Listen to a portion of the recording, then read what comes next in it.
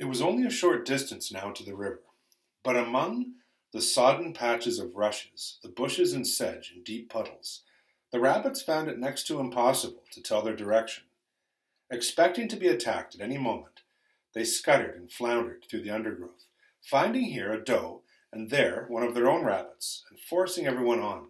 Without Kihar, they would certainly have lost all touch with each other, and perhaps never reached the river at all. The gull kept flying backwards and forwards along the direct line to the bank, only landing now and then to guide Bigwig toward a straggling doe whom he'd spotted going the wrong way. "Kihar," said Bigwig, as they waited for Thuthanang to struggle to catch up with them, "will you go and see whether you can spot the Afrafans? They can't be far away. But why haven't they attacked us? We're so scattered they could easily do us a lot of harm. I wonder what they're up to." And Kihar came back in a short time.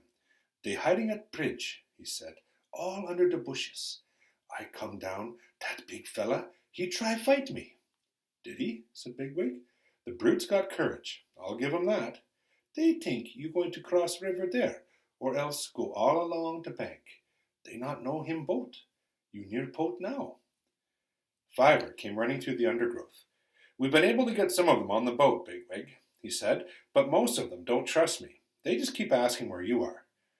Bigwig ran behind him and came out onto the green path by the river bank, and the surface of the river was winking and plopping with raindrops. The level did not appear to have risen very much as yet, and the boat was just as he remembered it, one end touching the bank, the other a little ways out in the stream. And on the raised part at the near end Hazel crouched.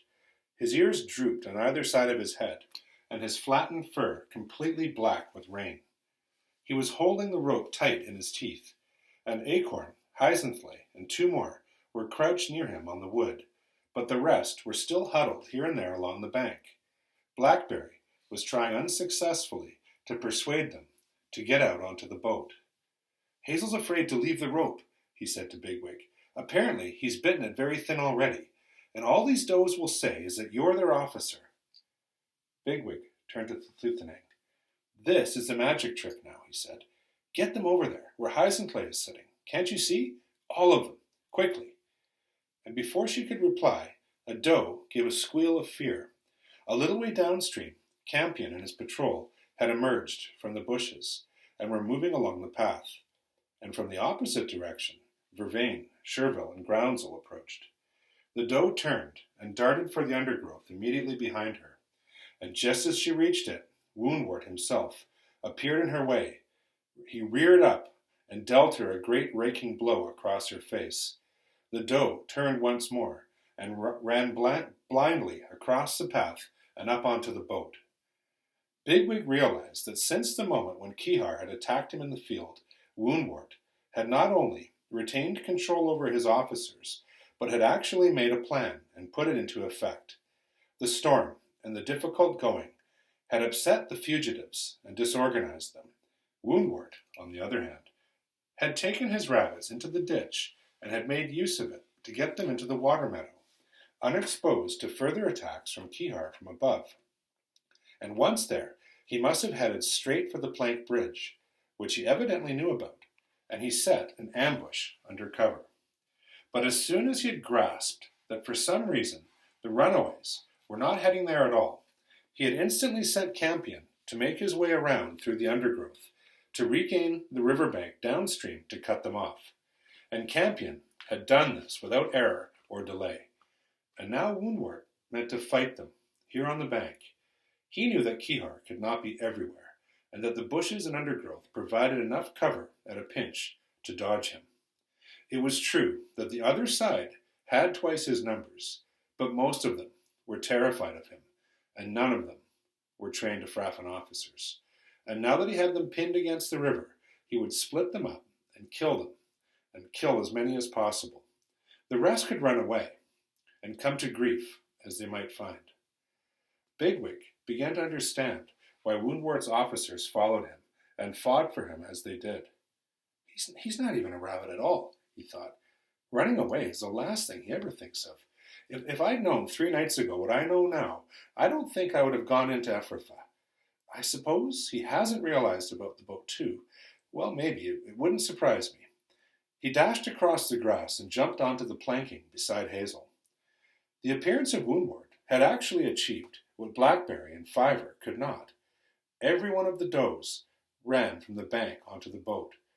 Blackberry and Fiver ran with them. Woundwort, following them close, reached the edge of the bank and came face to face with Bigwig. And as he stood his ground, Bigwig could hear Blackberry just behind him, speaking urgently to Hazel. "But Dandelion's not here," said Blackberry. "He's the only one." And Hazel spoke for the first time. "We'll have to leave him here," he answered. "It's a shame, but these fellows will kill us in a moment, and we can't stop them." Bigwig spoke without taking his eyes from Woundwort.